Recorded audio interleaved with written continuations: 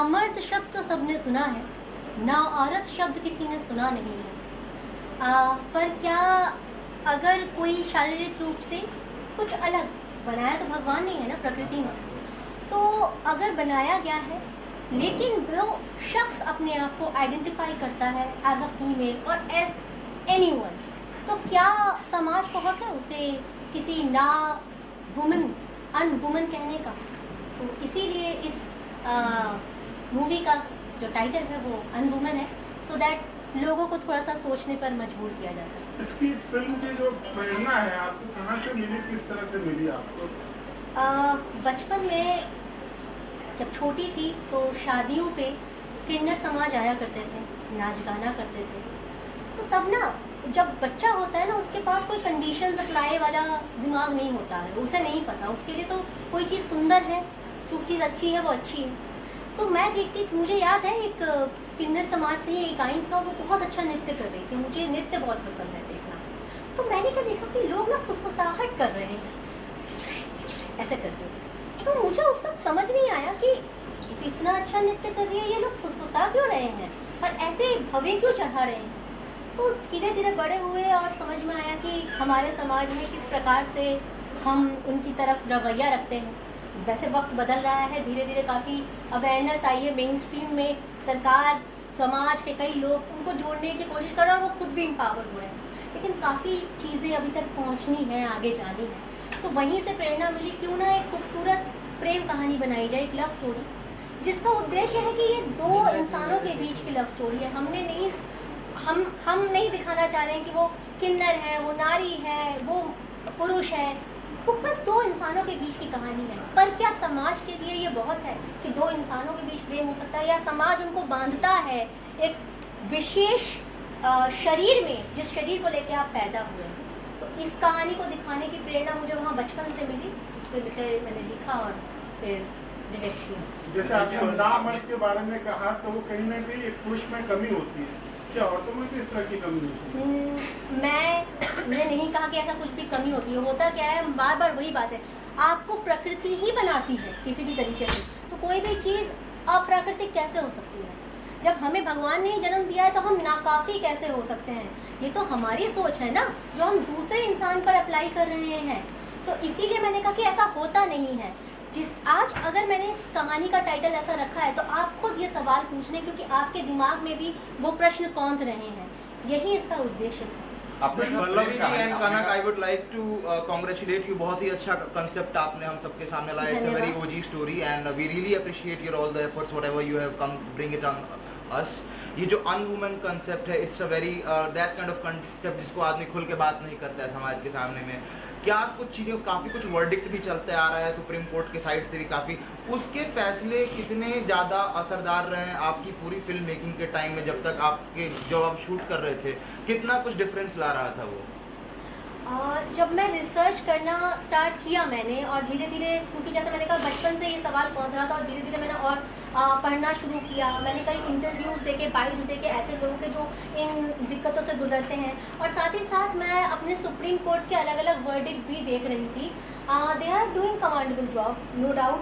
हाँ, हमें वक्त लगा 2013 या 14 में, मैं जब रिसर्च करी तभी मुझे पता चला कि पहली बार थर्ड जेंडर का कॉलम सुप्रीम कोर्ट ने मैंडेटरी किया है कि आपको किसी भी सरकारी दस्तावेज में डालना ही है। Which was a commendable job, यानी कि आप लेके आ रहे हैं उनको मेन स्ट्रीम के अंदर, आप सिर्फ मेल और फीमेल पर टिक नहीं करा रहे हैं। उसके बाद अभी भी हम देख ही रहे हैं कि कई सारी चीज़ों पर अभी सवाल चल रहा है, लोगों के अलग अलग मत हैं, लेकिन भारत बदल रहा है। और मेरी फिल्म के ट्रेलर में भी आपने देखा होगा, एक वक्त एक डायलॉग है कि जहाँ पे लोग अपना पीओवी रख रहे हैं, वो लोग जो कह रहे हैं कि एक जायज़ रिश्ता सिर्फ मर्द और औरत के बीच हो सकता है।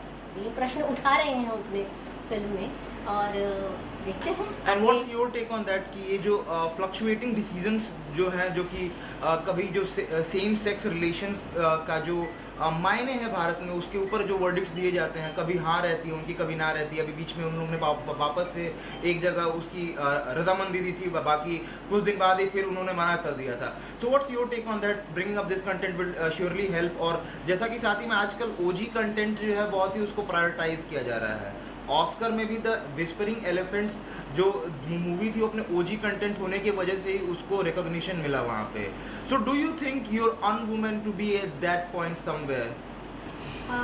मैं सबसे पहले ओजी का मतलब जानना चाहूँगी. Original, okay, sorry, thank you for enlightening me. थोड़ा सा पास जनरेशन के हैं, छोटे फॉर्म समझ में नहीं आते हैं. आपका सवाल था कि आपको लगता है कि क्या ये भी वहाँ पहुँच सकती है कि नहीं. उसके लिए मैं एज अ डायरेक्टर राइटर तो कहूँगी जी हाँ, बिल्कुल पहुँच सकती है. मैंने जैसे बाकी वक्त भी कहा कि ये कंटेंट है, ये एक लव स्टोरी है जिसमें कई सवाल उठाए हैं, लेकिन इसके अंदर एंटरटेनमेंट भी है, इसके अंदर वो रस्टिक रूरल जो ह्यूमर होता है वो भी है. उसके बाद वर्डिक्ट ऑडियंस का है. हाँ, हमने बनाया इसको ये लेकर कि ऑडियंस को ये कहानी पसंद आएगी, ये डिफरेंट है, ये मसाला मूवी नहीं है, लेकिन आपको दिल को ज़रूर छुएगी.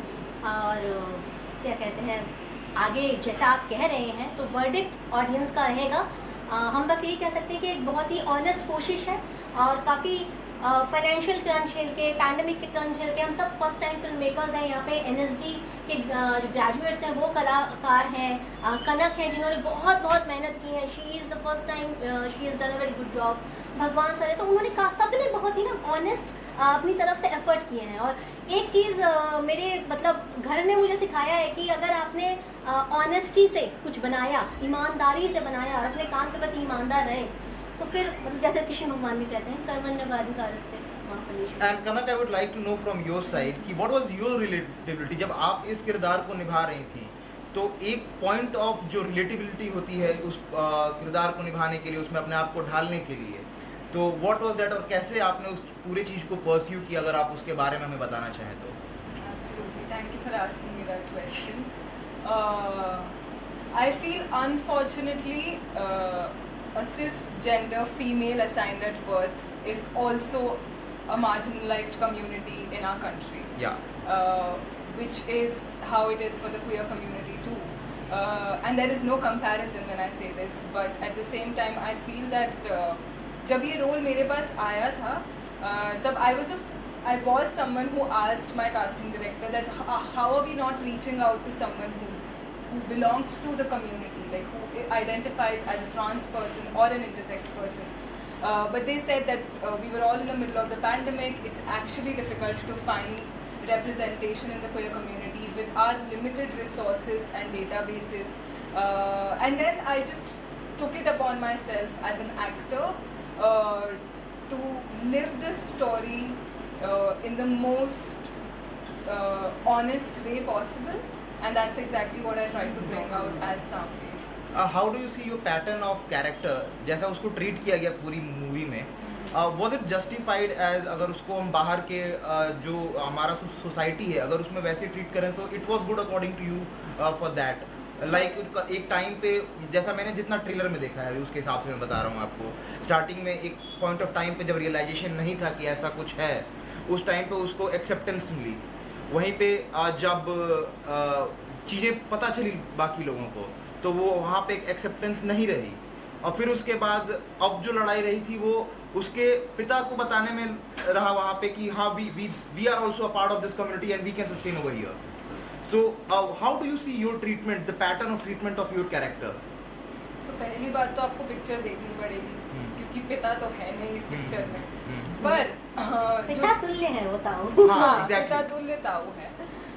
पर जो सवाल आप पूछ रहे हैं, I think more than the treatment of Samri in the film, it is a story that after a very heavily researched case study our team has come up with. So I strongly feel that there is a part somewhere in our country where this is happening. Because हम कैसे कहते हैं ना कि closet से बाहर आना, आपने सुना है वो coming out is the term for queer community. And why does it have to be a closet? हमें सबसे पहली बार उन्हें closet में रखना ही क्यों है? So somewhere that is what Samri's treatment is throughout the film, which is just what is really happening in our society. So it doesn't get justified or anything. It is what it is. We are just bringing out what we feel is an honest report of what we have researched and come up with. And I love the way she narrates Samri. Samri is the character's name in the film. So she's still in that character. And that's very commendable. No doubt Thank you you. have created a piece of recognition and for sure you will be get recognized for this. क्या है इसकी आगे की journey? If you get recognised so you are trying somewhere, अगर और भी आगे projects आपको मिले तो what kind of projects you want to do? बिल्कुल मिलेंगे और बिल्कुल आई होप मिले प्रोजेक्ट्स और आई थिंक एक आपका नाम क्या है? अंजन है. Anjanay. Yes. That's a very unique name. So Anjanay, I'm going to share a little story that I've been working as a fashion model for almost like before I started and ventured out into acting. और जब मैंने acting शुरू की थी like auditioning शुरू किया था, I think acting तो मैं बचपन से करती आई हूँ, पर जब मैंने ऑडिशनिंग शुरू किया उस प्रोसेस में I feel this is one place where I got accepted just the way I am. I don't think I've ever come across a female actress with the kind of skin that I have. I will not shy away from saying that as a dusky actress, I have found it very challenging to find roles that come my way. Like I don't have, to be very honest, I don't have a very diverse kind of roles coming my way right now. In fact, after Unwoman's poster release, there have been people who have been like casting people who have been reaching out to me for similar roles, and I'm absolutely fine with that as well. In fact, मुझे लगता है कि स्मिता पाटिल जी हैं, नंदिता दास जी हैं. I feel like I could be one of them if I work on my craft enough. So that is what my dream is. That I must give to her. She picked up really well, and within 2 months workshop, we had very less time, and she was the last minute. I may share the story. She was the last minute choice. We were fighting these things, जो behind the scene discussions होते हैं creative members के साथ, and we 3 people were supporting her because of her rustic look only. And others were saying कि नहीं उसको experience नहीं है. तो हमने कहा देखते हैं ना मेहनत कितना करती है, मेहनत पे बेस होता है, क्योंकि भगवान ने उसको वो रस्टिक लुक ऑलरेडी दे रखा है. And really proud of you. बताओ कलाकार अपना डेब्यू करना इस तरह से and also coming for such a Nobel message, that's really appreciative and I wish that everyone should go and watch this what content you have prepared. How are you feeling, by the way? How does it feel? Doesn't it feel like finally I did it? Finally, I think I did it when I auditioned. Yeah, obviously, but the pattern when it was coming up to you. I feel that एक कहानी जो हमने pandemic के बीच में in an animated world जहाँ पे लोग हाथ तक मिलाने से काँप रहे थे, हम बॉम्बे से, दिल्ली से, पंजाब से, राजस्थान से, कहाँ से हमारी टीम आई पहुँची. ओसियाँ एक छोटा सा गांव है जोधपुर के पास में, वहाँ पर. और फर्स्ट टेस्ट के बाद हम सब गले मिल रहे थे, हम खाना खा रहे थे, ऐसे करके हमने मतलब हमने भूल गए थे कि कोविड है. हाँ, हम भूल गए थे कि there is a pandemic outside, क्योंकि हम जब 20 दिन बाद वापस अपने घर पहुंचे, 20-25 दिन बाद, वी वर बैक टू वही ग्लव्स पहनना, मास्क पहनना, versus at that set it was a very animated world. Actually जो भी मैंडेटरी था वो हम सब ने फॉलो किया, लेकिन क्या है कि प्यार इतना था उसके बावजूद भी, और सब लोग टेस्टेड थे और थे, तो वो वक्त एक और बहुत ज़्यादा खूबसूरत है कि हम लोगों ने वो पर्दे गिरा दिए. दिल भूल गया था उस वक्त, जो डर जो गुजरे थे, डर से जो गुजरे थे लॉकडाउन में. हाँ, so I feel like we were not operating from a space of fear, but we were operating from a space of love. And I think that is exactly how I'm feeling right now. Like मैं सुबह से बहुत nervous थी because this is something I've never, like this is intimidating folks. But still, I feel like I just thought कि मैं बहुत सारा प्यार लेके आई हूँ यार आज इस पूरे space के लिए, and that is how I feel. It sounds really great. Lastly, Pallavi and Kanak, one question I would like to ask. Anything, a message or any request you wanna ask to your audience जो कि जाएंगे आपकी movie को देखने के लिए, कब जाएं, कहाँ जाएं और कैसे, क्या कुछ तारीखें हैं बताना चाहें आप हमारे साथ? 5 मई को फिल्म रिलीज हो रही है थिएटर्स में. बहुत ही ऑनेस्ट प्रयास है आप लोगों को एंटरटेनमेंट देने का. मैं ये वादा कर सकती हूँ कि अगर आप जाएंगे इस फिल्म को देखने तो क्या कहते हैं, आपको हर चीज़ मिलेगी, प्यार, मोहब्बत, आप रोएंगे भी, आप क्या कहते हैं भावुक होकर शायद सवाल भी पूछेंगे अपने आप से क्या सही है क्या गलत है, आपको हंसी भी आएगी, कुछ रस्टिक ह्यूमर्स भी हैं इसमें, ह्यूमर्स भी हैं सॉरी। और एक चीज़ मैं बोलना चाहूँगी ऑडियंस से कि बिना ऑडियंस के फिल्म ज़िंदा नहीं रह सकती।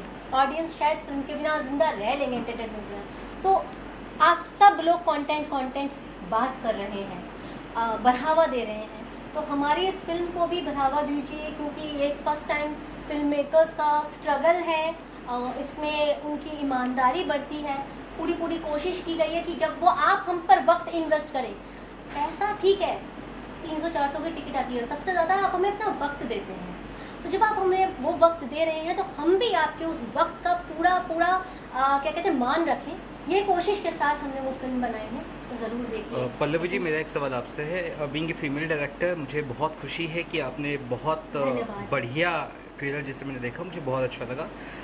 मैं चाहता हूँ अभी इंटरनेशनल डायस्पोरा में जैसे कि मीरा नायर है, बाकी जैसे डायरेक्टर्स फीमेल डायरेक्टर्स वैसे ही नाम करें, और बहुत बस शुक्रिया। यही जानना चाहूँगा आपका प्रोसेस क्या रहा, क्योंकि बड़ी ही अच्छे से आपने बनाया है, ऊपर से रूरल पूरा इंडिया वहाँ पर जाके स्टोरी को पेश किया है, तो ये बड़ा ही अच्छी प्रोसेस चीज़ तो है। ऐसा था ना कि मेरी जर्नी ही ऐसे ही शुरू हुई है। मैंने अपनी जर्नी EWS, अगर आपको पता हो, इकोनॉमिक वीकर सेक्शन, जो फ्लैट्स होते हैं, started my journey from there.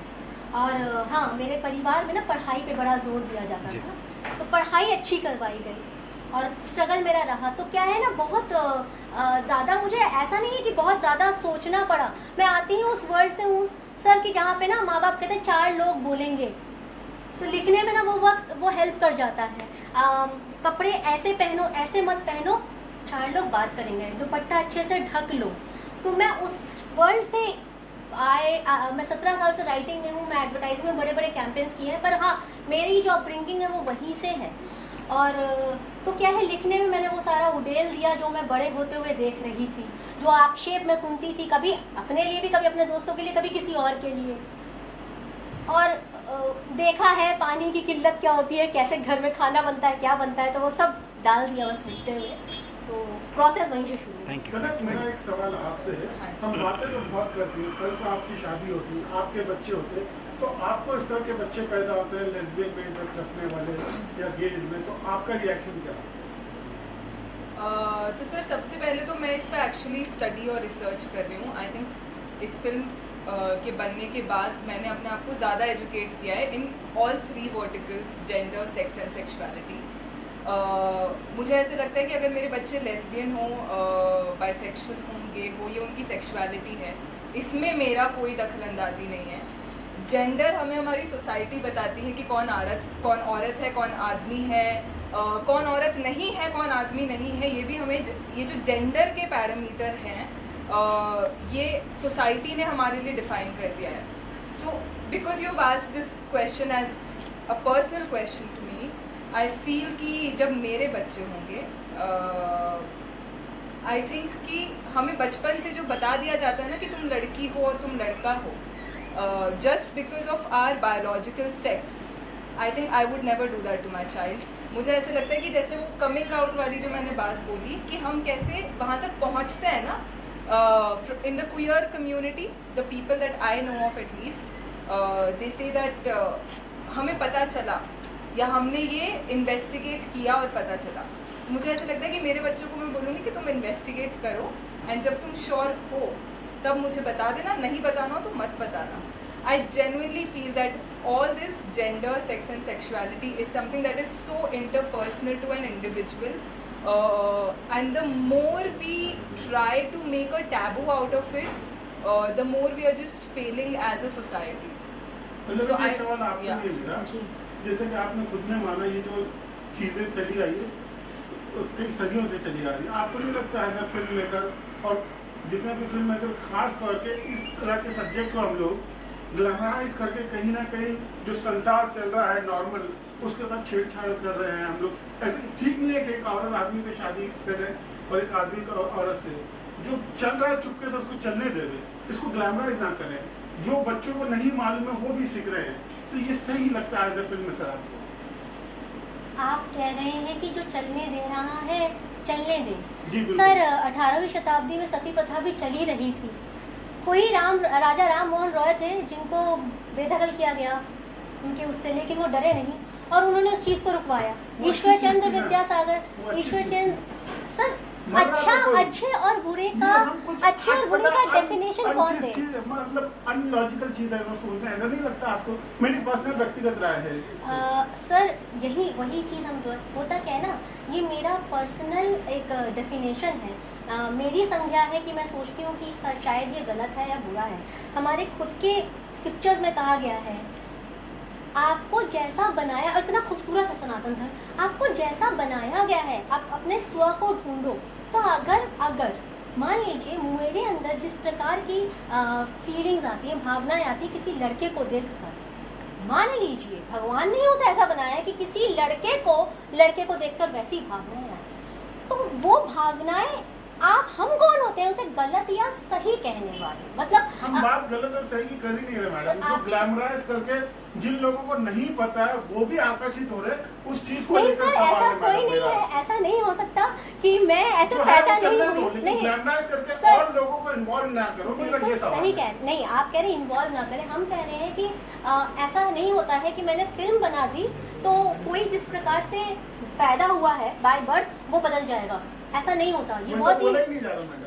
आप कह रहे हैं जैसा कि है चलने दो, उसको ग्लैमराइज मत करो। ग्लैमराइज ना करो। हाँ, ये सर सवाल हम है। ग्लैमराइज नहीं कर रहे हैं, हम एक डायलॉग स्टार्ट कर रहे हैं। आज अगर ये फिल्म नहीं बनाते तो आप ये डायलॉग स्टार्ट नहीं करते। ये डायलॉग स्टार्ट नहीं होगा तो जैसे ये जो ट्रांस कैफे जहाँ पे हम लोग इस PR एक्सरसाइज को कर रहे हैं, उसमें लोग जो नॉर्मल है, जो अपने आप को मेल आइडेंटिफाई करते हैं या फीमेल आइडेंटिफाई करते हैं, वो लोग आके शायद खाना खाने से पहले सोचेंगे। तो until and unless we start that dialogue कि everything it is also very natural, so अगर हम ये डायलॉग स्टार्ट नहीं करेंगे, और फिल्म ना सर माध्यम होती है डायलॉग शुरू करने का, तो हम वो कर रहे हैं। ग्लैमराइज करने का हमारा कोई वो नहीं। सर ग्लैमराइज करना होता तो हम ये फिल्म ना बना के हम कुछ मसाला फिल्में बनाते सर, और भर के कॉमेडी डालते, और मैं ये नहीं कह रही हूँ उसमें भी आपको एंटरटेनमेंट मिलेगा, आप देखेंगे अच्छा लगेगा, लेकिन हम वो फिल्म नहीं बना रहे। हमने ये फिल्म बनाई, हम 3 साल रुके रहे, फेस्टिवल्स में भेजा, अवार्ड्स उसको मिले, लोगों ने पसंद किया, उसके बाद फिर से बहुत बड़ी जर्नी थी। जैसे हमने कहा, सब फर्स्ट टाइम फिल्म मेकर्स हैं, अपनी तरफ से फाइनेंशियल क्रंच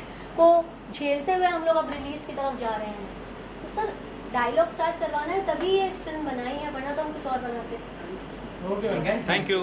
जब ये स्टोरी हम पढ़ रहे थे और डिस्कस कर रहे थे, मैं पल्लवी और सुशील साथ में बैठ के, कि इसको किस तरह से बनाया जाए। एक बहुत ही अनोखी कहानी है, अनोखा सब्जेक्ट है, मैं तो ये कहूँगा, और किस तरह से ऑडियंस को ये पसंद आएगी नहीं आएगी, हम बनाए कि नहीं बनाए, हम ये रिस्क लें कि नहीं लें। क्योंकि आजकल क्या होता है कि जितने पैसे लगते हैं वो बहुत लग रहे हैं। और जब हम शूट स्टार्ट कर रहे थे और पैंडेमिक का पहला ख़त्म हो चुका था और हम जा रहे थे शूट करने के लिए, तब भी था कि हम कैसे करें, क्रू है हमारा, सब कुछ है, हमारी सबकी सेहत की ध्यान रखना है, सबका रखना है। लेकिन स्टोरी में जो वो कॉन्सेप्ट उन्होंने डाला, जो वो दर्द डाला, जो खुशी डाली, जो वो मैसेज डाला, वो ज़्यादा इम्पोर्टेंट था। और मैं चाहता था कि ये हमारे ऑडियंस के सामने आए, उन्हें बताया जाए कि किस तरह से होता है हमारे समाज में, हमें समाज को और नॉलेजेबल करना है। इसीलिए हमने एक छोटे से गाँव को सेलेक्ट किया कि जहाँ पे हम बता सकें कि किस तरह से ये काम ये हो रहे हैं। और जब हमने कहानी सुनी और डिस्कशन किया तो वहाँ कोई डाउट नहीं था कि हमें ये कहानी बनानी है, और सिर्फ भारतवर्ष में ही नहीं, विदेशों में भी ये कहानी पहुँचानी है कि किस तरह से हम एक ह्यूमन बीइंग को एक डिफरेंट तरीके से ट्रीट करें। We are all human, let's treat us as a human also. इतने स्ट्रॉन्ग सब्जेक्ट के साथ साथ कहीं ना कहीं फिल्म एंटरटेन होना बहुत ज़रूरी है। एंटरटेनमेंट, तो एंटरटेनमेंट का पार्ट कितना फिल्म में होगा, किस तरह से लोग जुड़ेंगे, कहीं ना कहीं ये सोशल मैसेज को एक्सेप्ट करने की कोशिश करेंगे मनोरंजन तरीके से। अगर मैं मनोरंजन की बात करूं तो इसमें, जैसे पल्लवी ने पहले भी बात की है, कि इसमें हर तरह के पहलू, खुशी भी है, गम भी है, कुछ कॉमेडी भी है, हमारे जो गांव की होती है कॉमेडीज होती हैं वो भी है। तो मनोरंजन के साथ साथ मैसेज भी है। ये नहीं है कि सिर्फ मनोरंजन, हम मैसेज को पहुंचाना चाह रहे हैं मनोरंजन के थ्रू। इसमें मनोरंजन भी आपको मिलेगा और जो हम सोशल मैसेज देना चाह रहे हैं वो भी आपको मिलेगा। हमने कनक को प्रमोद में देखा तो काफ़ी अच्छा किरदार निभाती हुई दिख रही है, तो उनका चयन किस प्रकार से, किस तरह से हुआ, क्या कारण था आपने किसी नए कलाकार को लिया, वेल एस्टैब्लिश कलाकार को नहीं लिया इस कैरेक्टर के लिए? पहला तो मैं बताऊं, हम जब इसकी कास्टिंग कर रहे थे, it was complete pandemic session था और हम फेस टू फेस नहीं मिल पा रहे थे। हमने काफ़ी सारे जो हमारे कास्टिंग डायरेक्टर हैं नरेन बंसल, उन्होंने बहुत सारे हमें रेफरेंसेस भेजे, कुछ नोन फेसेस भी भेजे, लेकिन जो कैरेक्टर में, जो कहानी में मिल रहा था वो हमें नहीं मिला कहीं पे। और जब कनक को हमने सेलेक्ट किया, वो बिल्कुल फिट हो रही थी उस टाइम इस कैरेक्टर में। साथ में सार्थक भी थे, जब उनकी वो कास्टिंग हो रहे थे, वो भी NST से पढ़े हुए हैं, उनका भी काफ़ी अच्छा उन्होंने काम किया इसमें। वो उस चीज़ को लाए हैं इस फिल्म में, एक वो कहते हैं ना, लाइवली कर दिया उनको फिल्म को, ये रहा। और प्रोसेस बहुत सिंपल था। हमने देखा क्यों ना चांस दिया जाए नए लोगों को, क्योंकि जिस तरह की कॉन्सेप्ट बन रहे हैं और जिस तरह के कंटेंट आ रहे हैं, नए लोगों को चांस देना बहुत इम्पोर्टेंट है अभी के बाद। और as a independent film maker अगर हम चांस नहीं देंगे तो और कौन देगा? सर, आप अपने बारे में कुछ बताएंगे, अपने किरदार के बारे में बताएंगे? जी, मेरा किरदार है जो, अगर उसको मैं समझाना चाहूँ तो वो सिंपली ये है कि वो लड़कियों को कहीं से लेके आता है, खरीद के लेके आता है गरीब जगह पे, और गरीब जगह पे ही बेचता है वैसे, क्योंकि जो खरीदने वाले उनकी मानसिकता भी बहुत गरीब होती है और बेचने वालों की, तो ऐसी लड़कियों को ला के बेचता है वो। तो मेन ह्यूमन ट्रैफिकिंग का काम करता है वो। और मैंने वो उसको एक्सपीरियंस बहुत किया हुआ था पहले से, क्योंकि हरियाणा, पंजाब, राजस्थान में उन तीनों के बॉर्डर पे एक जगह है श्री गंगानगर, बगल में पाकिस्तान भी है, और वहाँ से बिलोंग करता हूँ। और मैंने ये देखा है और ये होता रहा है और आज भी हो रहा है लोगों की सोच की वजह से। सर, आप कुछ बताना चाहेंगे आपके किरदार के बारे में? आप क्या करना? मैं इस फिल्म का को प्रोड्यूसर हूँ और मैंने और पल्लवी ने कहानी लिखी है। स्टोरी का कॉन्सेप्ट आया था मेरे दिमाग में, सच्ची घटना है बिहार के गांव की, और उस समय मुझे पता चला था, बचपन की बात है, तो तब से ये मेरे दिमाग में ऐसा प्लॉट था और हमने फिर डिस्कस किया और इसको लिखा। कहानी इतनी खूबसूरत बन के आई, फिर गुंजन जी ने, हमने बात की और फिर हमने कहा आगे बढ़ना है, मुड़ के नहीं देखना है, और आज इस जगह पे है। फिल्म को लेकर किस तरह की उम्मीदें आपको?